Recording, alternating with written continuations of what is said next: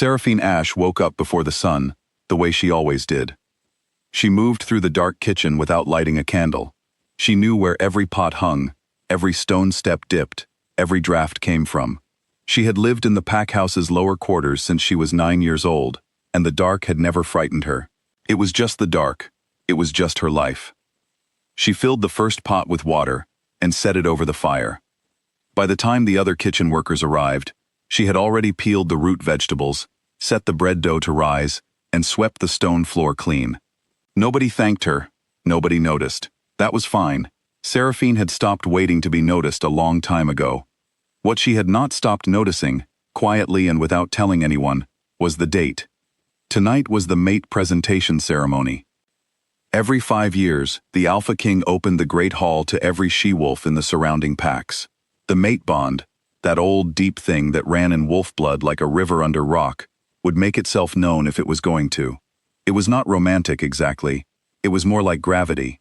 Either it pulled, or it did not. Seraphine did not own a good dress. She borrowed one from Delia, the laundry girl, who was a full head shorter, so the hem sat at an awkward place between her knee and ankle.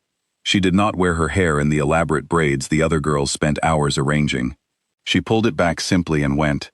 She told herself she was going because it was required. Every she-wolf under 30 was required to attend. Not because she expected anything, not because she hoped. She was very good at lying to herself. She had been practicing for years. The Great Hall of King Caelendurus was the largest room Seraphine had ever stood in. Chandeliers burned overhead, throwing orange light across 500 wolves, who had dressed like they understood the word luxury. Lords in dark coats. Ladies in silks imported from the Eastern Territories. Every alpha from every neighboring pack, standing in clusters, speaking in the low, careful voices of people who were performing ease rather than feeling it. Seraphine stood near the back, close to the wall, and waited. She felt it before she saw him. It started at the base of her spine, a warmth, specific and unmistakable, like a coal placed precisely between her shoulder blades.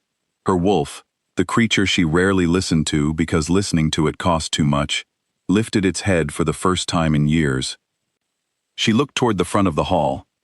King Caelendurus was already looking at her. He was tall in the way that mattered, not just height, but the kind of presence that moved the air around it. Dark eyes, a jaw that looked like it had been decided on firmly and without compromise. He wore no crown tonight, only the black coat of a formal ceremony, and he stood with the particular stillness of someone who had never in his life needed to prove anything to a room. Their eyes met. Seraphine felt the bond snap into place like a door closing, solid, final, real. She watched his face find hers across the distance of the hall. She watched it go very still.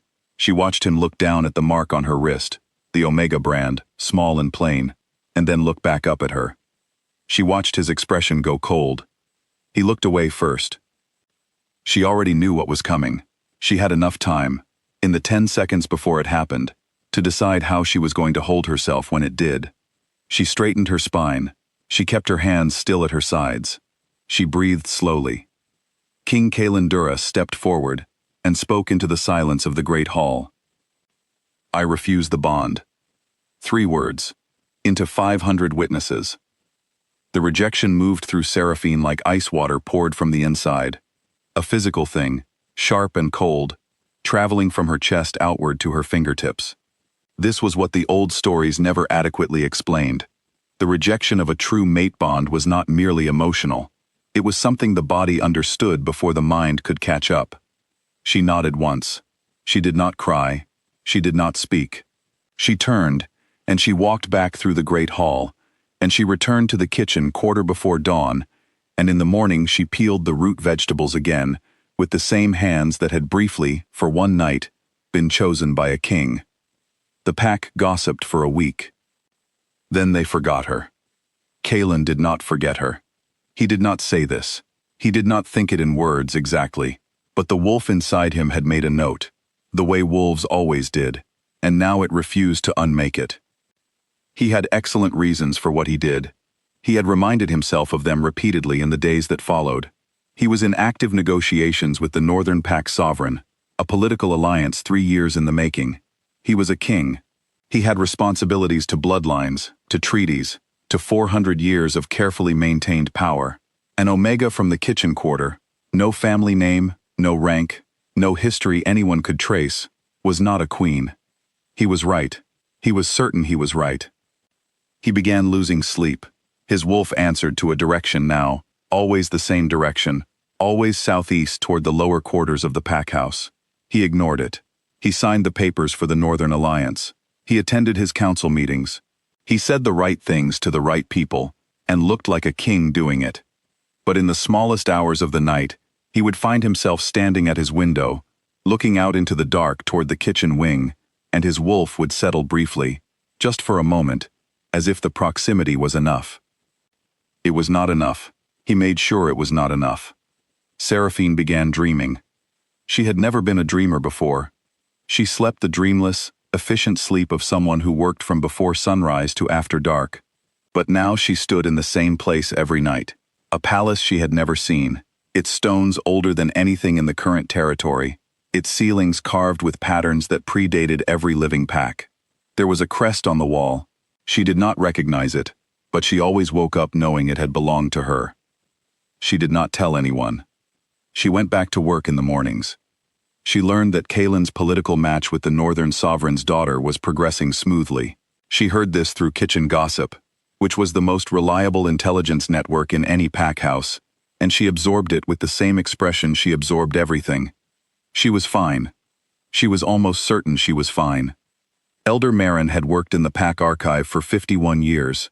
He was half-blind, walked with a stick, and had a memory so comprehensive that the council occasionally brought him sensitive documents just to hear him confirm whether something was authentic. He was not sentimental. He was not easily surprised. He was both. The morning he opened the treaty vault to catalog its lower shelves. The document was sealed with dark wax impressed with a crest he recognized from old books rather than living memory. The Ashvale mark, the founding house, the original sovereign bloodline from which every Alpha King's authority technically descended. The Ashvale line had been destroyed 60 years ago in what the records called a massacre, and what Elder Merrin, who had read everything, privately called a removal. A royal family inconvenient to the new order of power, killed or scattered. The document inside was a birth record. A daughter, 3 days old at the time of the massacre, given to a kitchen worker's family in the lower territories under a cover name. A blood seal on the parchment, the kind that could only be placed by a true member of the bloodline, preserved perfectly. Elder Merrin sat with the document for a long time in the cold of the vault. Then he folded it carefully, put it inside his coat, and went to the kitchen quarter. He asked Seraphine if he could speak with her privately. She wiped her hands on her apron and followed him into the corridor, the way she always moved, without drama, without expectation. He asked her to show him her left shoulder. She looked at him for a moment, reading his face. Something in his expression made her comply without asking why. She moved the fabric aside. The mark was small. She had always had it. She had assumed it was a birthmark, a simple accident of skin, nothing worth naming. Elder Merrin looked at it for a long time. Then he sat down on the stone floor of the corridor and did not get up for some time. He did not bring the document to Kaelin privately. Seraphine had asked him not to, and he had agreed, because Elder Merrin was old enough to know that private truths made for convenient disappearances.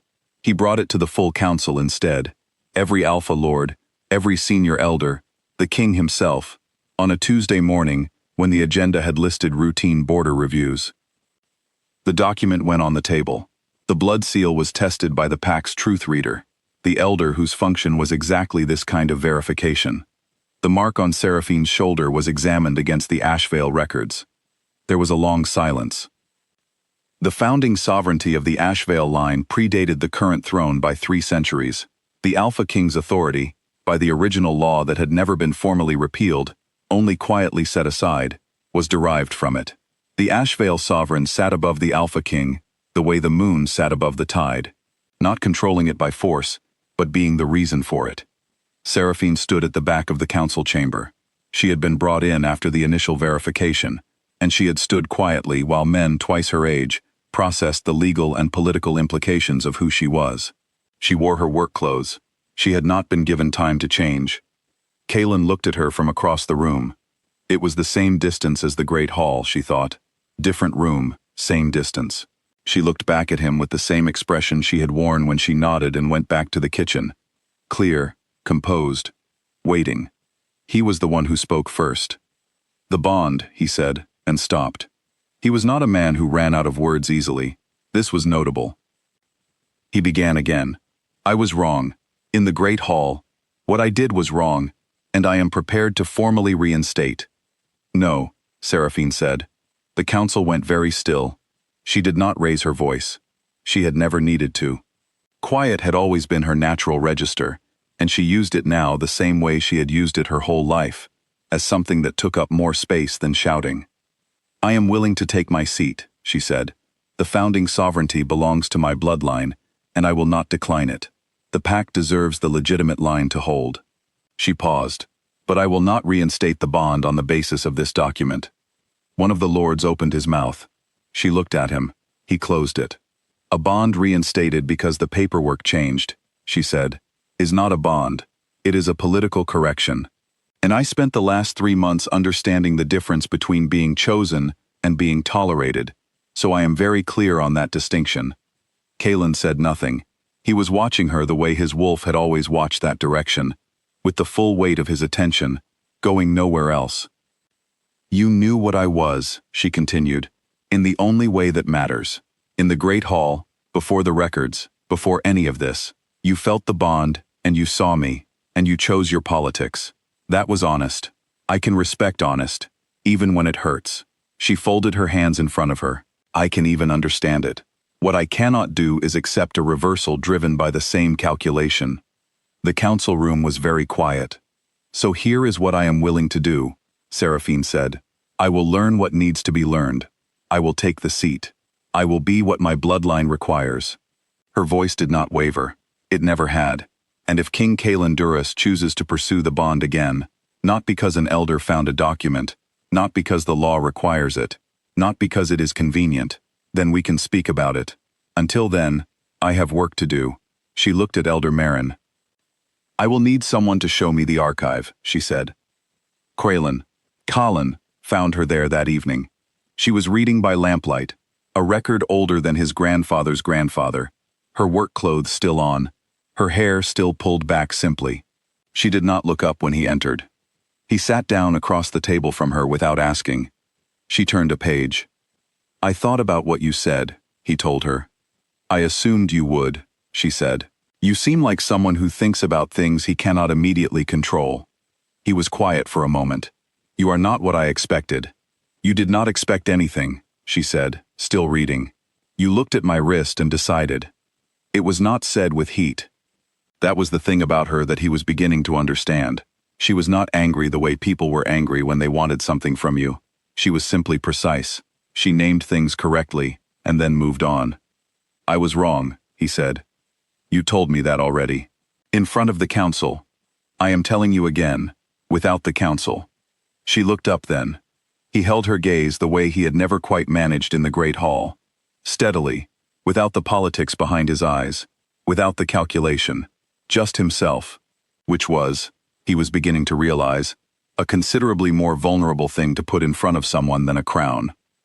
"I know," she said quietly. She returned to the book. He stayed. She did not tell him to leave. He did not pretend he had a reason to be there beyond the obvious one. The lamp burned between them, and outside the archive the pack house moved through its evening routines, and Seraphine Ashe, who had woken before the sun every morning of her life expecting nothing, turned another page and let the king of all wolves sit across from her in the quiet. She was not easy about it. That was exactly the point.